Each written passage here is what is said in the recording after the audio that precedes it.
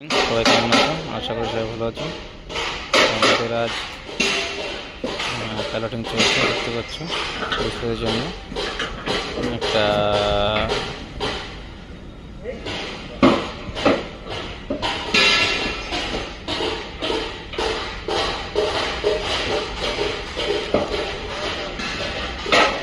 দেখতে পাবো।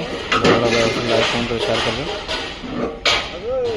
আর আগামীকাল রবিবার আর একটা ডিসকাশন কথা বলবো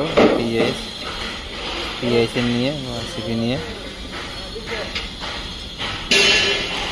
ওকে বন্ধুরা, দেখতে থাকো, ভালো লাগবে অবশ্যই লাইক কমেন্ট করে শেয়ার করবে।